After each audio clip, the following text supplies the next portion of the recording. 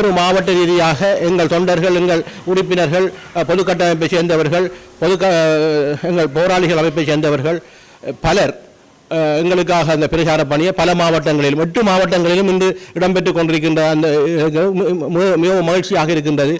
இவ்வாறான ஒரு பிரச்சார பணி எந்த தேர்தலிலும் இடம்பெறவில்லை. ஒரு உத்வேகத்துடன் இடம்பெற்றுக் கொண்டிருக்கின்றது. உண்மையிலே அதை பார்த்து பொறாமைப்படுகின்றவர்கள், அதை பார்த்து எரிச்சல் படுகின்றவர்கள், அதை பார்த்து எச்சரிக்கை செய்கின்றவர்கள் என்று பலர் இருக்கின்றார்கள். நாங்கள் அதை பார்த்து சிரித்துக்கொண்டு எங்கள் பணியை முன்னெடுக்க வேண்டும்.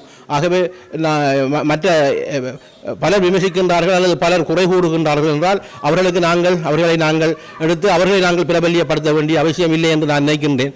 ஆகவே தவறுகள் என்பது எல்லோரிடமும் இருக்கின்றது.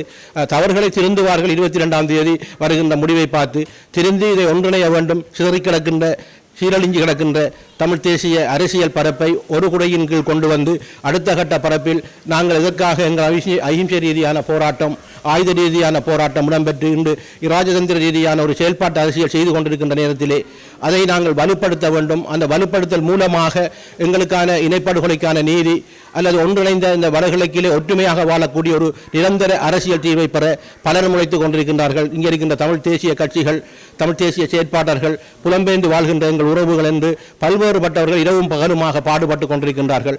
அதனை வெளிக்காட்டுவதற்காகத்தான் இந்த பொதுக்கட்டமைப்பு, தமிழ் தேசிய பொதுக்கட்டமைப்பு எடுத்த முயற்சி என்பது எங்கள் போராட்ட வடிவங்களில் ஒரு மாற்று வழியாக நாங்கள் இதனை பார்க்கின்றோம்.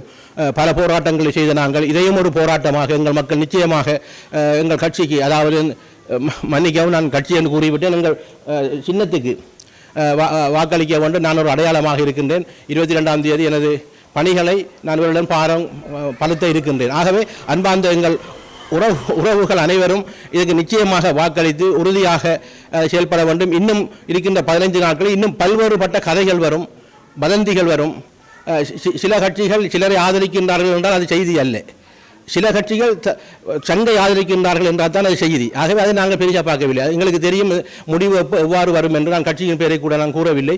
ஆகவே இன்னும் இருக்கின்ற 15 நாட்களில் அவர்களும் திருந்த வேண்டும், அவ்வாறானவர்களும் திருந்தி வர வேண்டும். ஏனென்றால் ஒரு பாரம்பரிய கட்சியில் நான் இருக்கின்றேன். நான் ஒரு இலங்கை தமிழரசு கட்சியின் பாரம்பரியமாக எங்கள் தந்தை செல்வா அவர்கள் எந்த நோக்கத்திற்காக அந்த கட்சியை ஆரம்பித்தாரோ அந்த நோக்கத்தின் அடிப்படையில் தான் நான் இந்த கட்சியில் இருந்து இந்த பொது வேட்பாளராக வந்திருக்கின்ற என்ற விடயத்தை பொதுமக்கள் அறிந்து அதற்காக வாக்களிக்க வேண்டும் என்று